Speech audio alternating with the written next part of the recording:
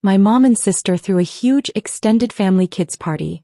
103 people on the guest list, balloons, bouncy castles, even pony rides. Only one child wasn't invited. My daughter. I didn't make a scene. I did this instead.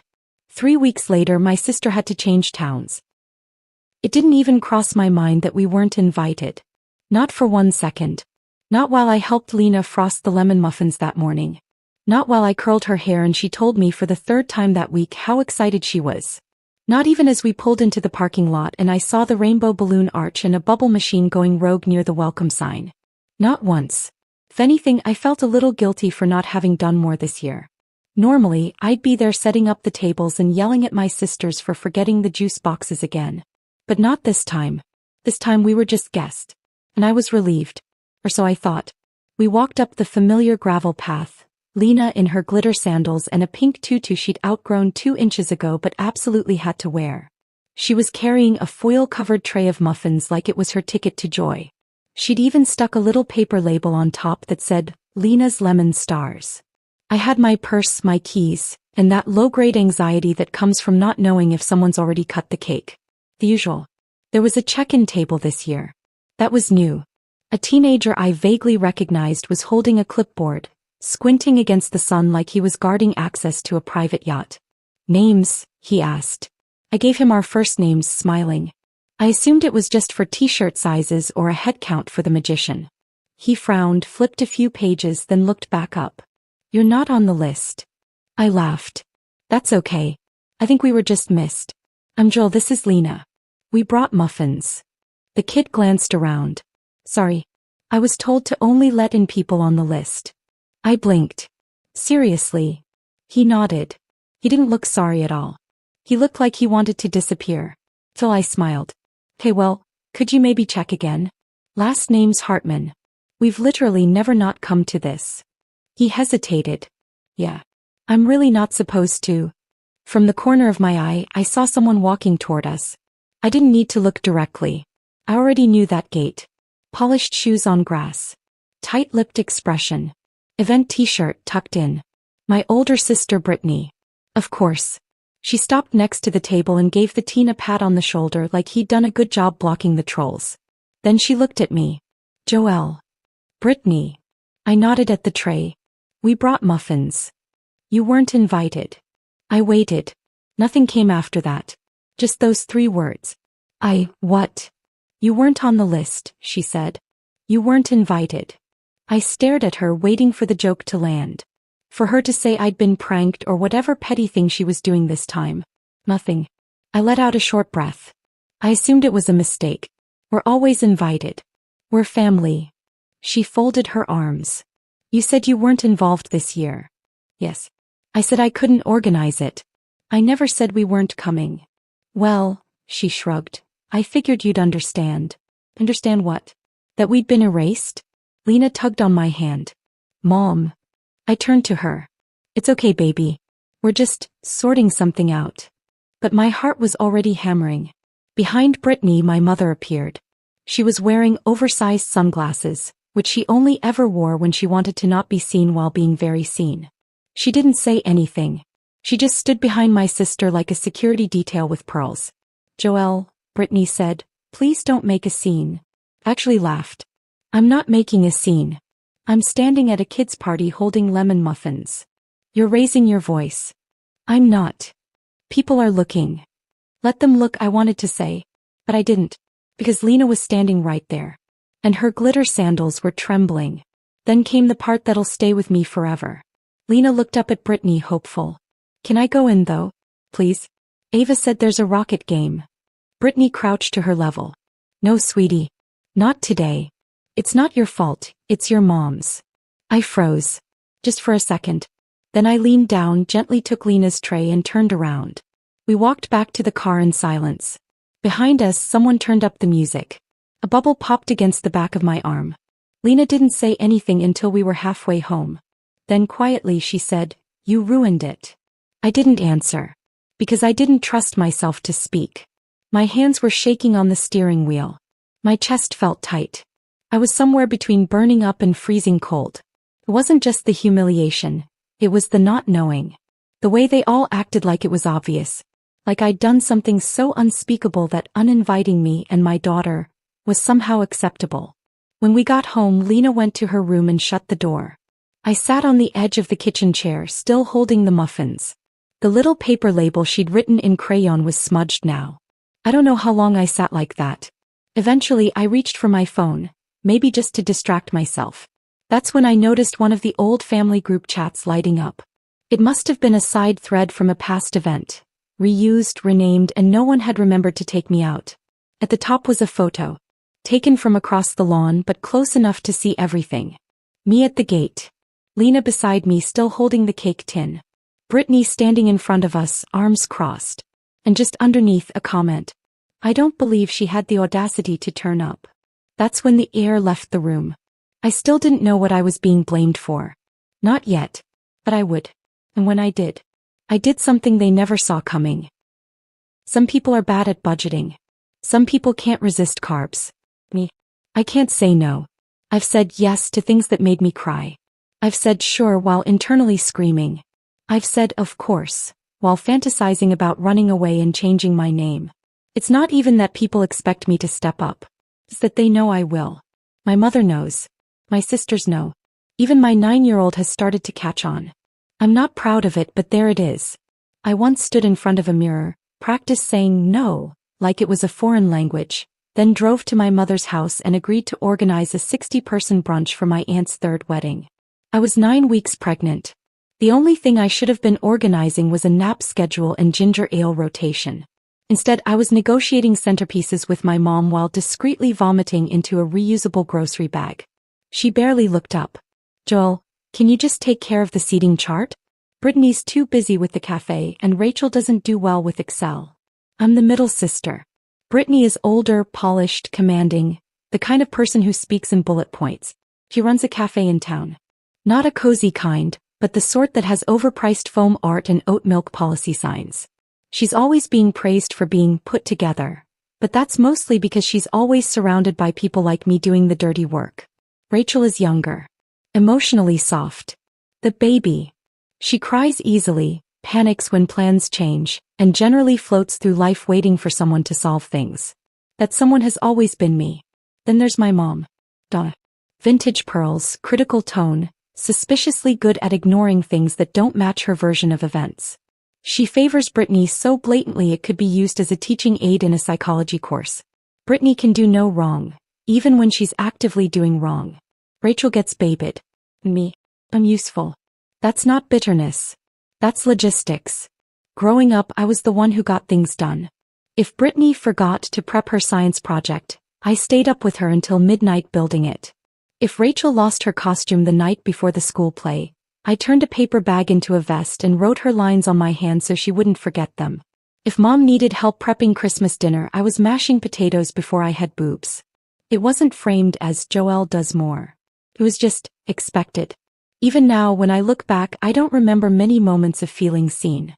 I remember feeling useful. And somehow over time I let that become the same thing. When I got married, nothing really changed. My husband's lovely, but even he sometimes slides into the well, Joelle will figure it out mode, especially when it comes to extended family. And then came Lena. My daughter. My whole heart. I thought having her would reset things. That maybe people would see me differently. Softer. Deserving of rest. But instead I just became the mom who does it all, because people figured, hey, she already knows how to juggle. Even Lena started picking up on it.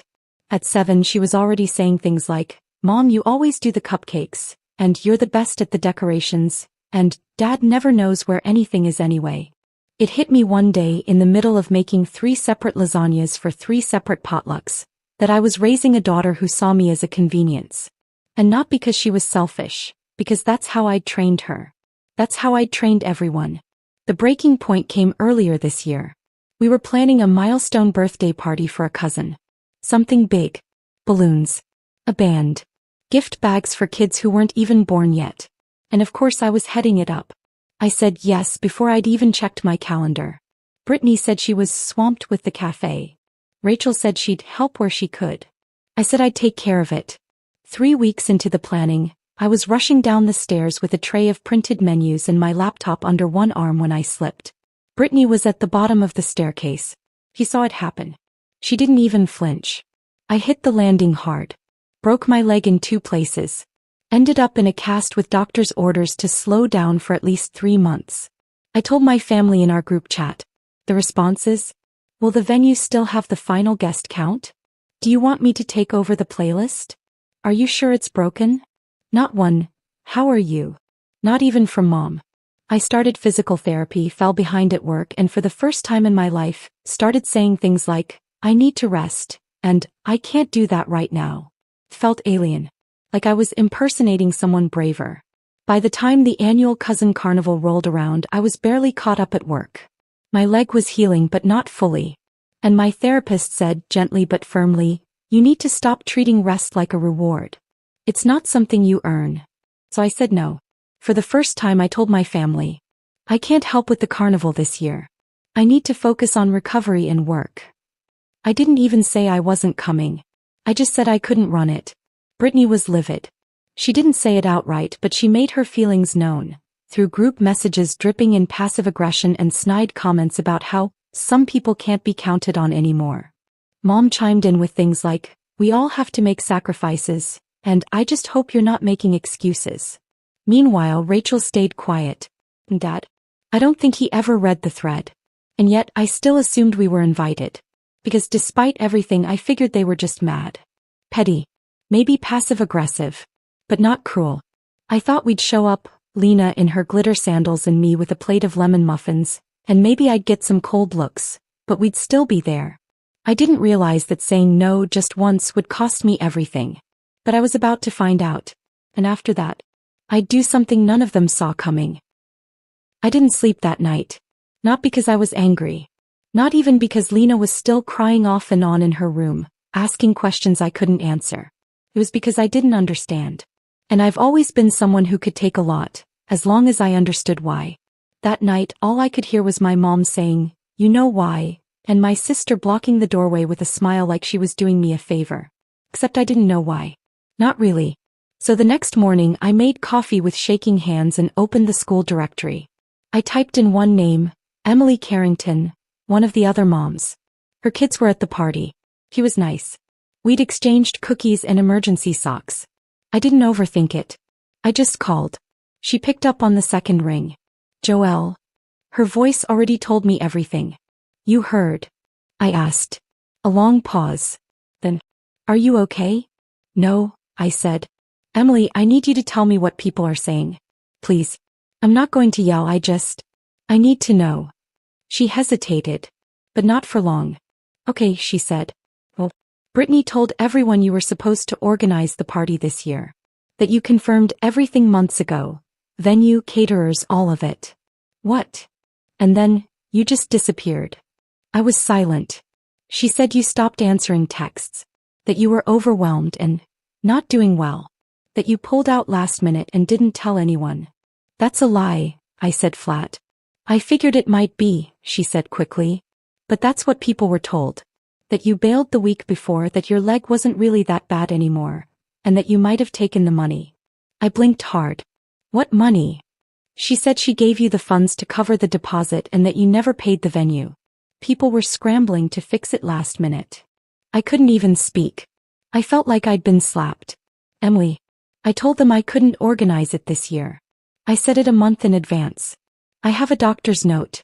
I was barely off crutches. I believe you, she said. Honestly, the way Brittany told it, it always felt off. But she said it so calmly. Like she was worried about you. Of course she did. Lie better. Smile bigger. I ended the call politely. Said thank you. Hung up. Then just sat there for a full minute staring at my reflection in the microwave door. And then I called Brittany. She picked up immediately. Hey Joelle. Her voice was syrupy. The same tone she used when she needed me to volunteer for something last minute. I didn't waste time. You told people I was supposed to organize the party? A beat of silence. Then, what are you talking about? Emily told me. He said I bailed. That I took money. That I ghosted you. Another pause. Joel, people misunderstood. I never said you bailed. Then what did you say? That you had a lot going on. That you weren't in a place to handle it.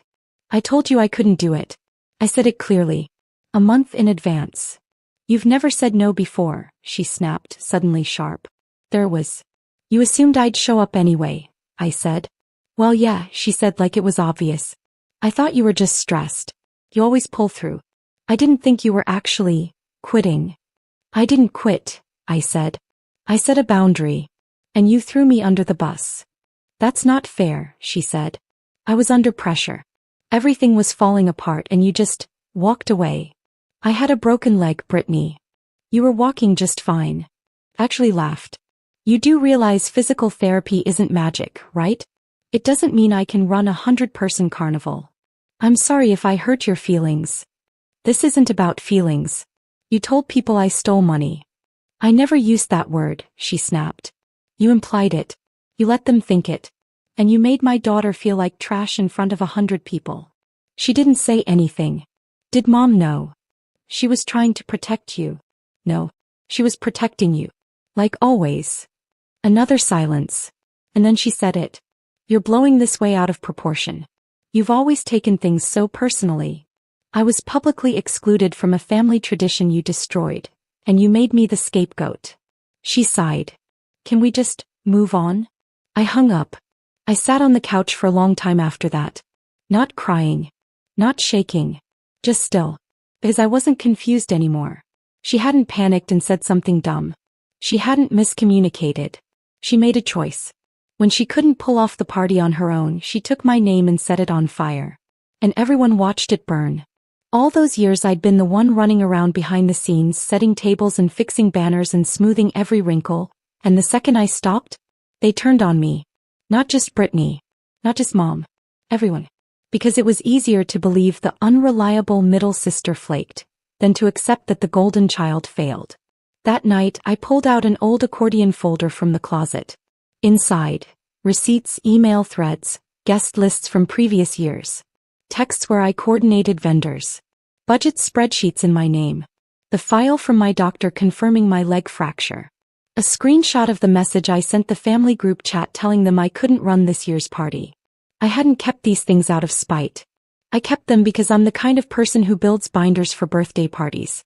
And for once I was glad I did. I put everything in a new folder. Created a backup on a flash drive. Printed things out. Stacked it all neatly. I didn't know what I was going to do yet. But I knew this. I was done being the default. I was done letting people rewrite the story just because I wasn't loud enough to stop them. And I was about to do something they never saw coming. I didn't write anything emotional. No dramatic subject line. No long monologue about betrayal or forgiveness or how hurt I was. I just put the facts down in an email. Short, cold, bullet point clear. The subject line was, Clarifying Misunderstandings, Joelle Simmons. I attached screenshots of the group chat where I said clearly that I couldn't organize the party this year. A PDF of the doctor's note about my fractured leg, the recovery timeline, and my physical therapy schedule. Receipts showing I had already transferred my financial contribution to Brittany a full 5 weeks in advance. Photos of past planning documents with my name as the only contact listed for every vendor year after year. A time-stamped screenshot of her message saying she'd get back to me with venue info, which she never did. I CC'd it to the extended family list. Over 100 people, including several parents from Lena's school, a few teachers, and, of course, Brittany and my mother. Then I hit send. Then I shut my laptop. Then I waited. It took less than 15 minutes. The first response was from our cousin David. Jesus Christ. The second was a text. I had no idea. I'm so sorry, Joel. I believed her. I'm embarrassed. Then a parent from Lena's school messaged me. We'd love to have Lena over for a playdate. My kids were really upset when they heard what happened. And then, it just kept going. People had questions. People wanted to know how Brittany thought she'd get away with this. How long had she been doing this kind of thing? Was this just a one-time panic move, or had she always been this calculating? A few even started talking about her on the town parent forum. Not anonymously. By name. Joelle didn't deserve what happened at that party. Her daughter didn't deserve it either. I don't know how you come back from that. And that's when the cafe started emptying out. It didn't happen all at once. No boycott. No picketing. Just Silence. No foot traffic. No moms with strollers. No teacher book club meetups on Friday afternoons. No Instagram stories tagging their signature cinnamon croissants. And Brittany noticed. Fast. By week 2 she had taken down the "now hiring" sign. By week 3 she stopped posting to social media. By week 4 I heard from a neighbor that she was trying to sublease the space.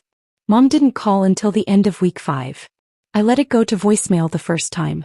She left a message that started like she was checking in. "Hi honey, just wanted to see how you were doing." And ended with, "It's really gone too far. You need to fix this before your sister loses everything." I didn't call back. So she showed up. It was a Thursday afternoon. I was folding laundry and listening to a podcast about salamanders, because that's what it takes to not think about your mother showing up on your doorstep uninvited. Lena was still at school. The knock came like it always did, 3 fast taps then 1 long pause. I didn't need to look through the peephole. I knew. I opened the door and stepped outside, blocking the entryway. Mom looked tired, but not sorry. "She's moving," she said without a hello. "She's closing the cafe. She says she can't stay here anymore." I said nothing. "She's your sister." Still nothing. "She made a mistake, Joel. We all have. But what you did, you humiliated her." I raised an eyebrow. "What I did was tell the truth. You could have done it privately. You could have defended me. But you didn't. She needed help. So did I. I had a broken leg and a kid crying in my car while you both told me to leave." Her face twitched just a little. "Brittany's not perfect. She lied. Over and over. And you helped her do it." She looked away then, jaw clenched. For a second I thought she might cry.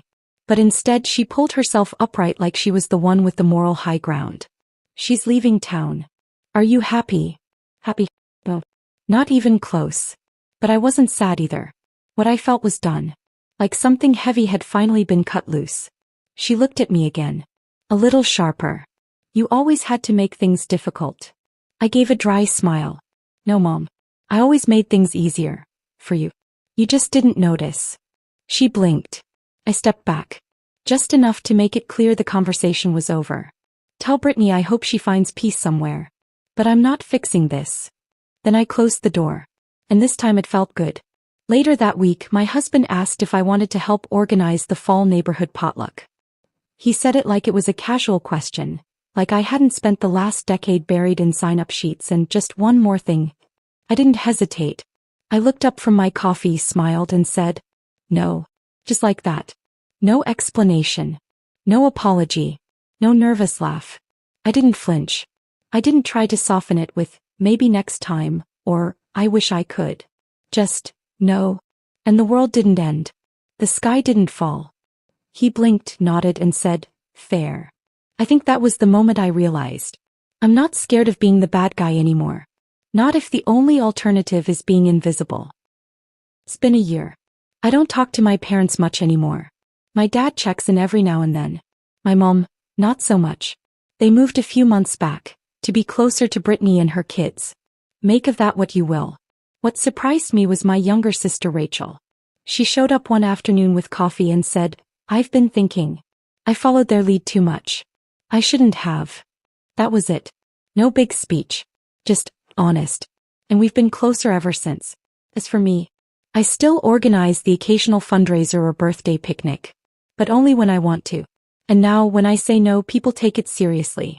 Turns out, respecting yourself teaches other people how to treat you. Life's quieter now. Better. But you tell me, did I do the right thing? Or did I go too far? Let me know in the comments. And if you want more stories like this, don't forget to subscribe and hit the notification bell.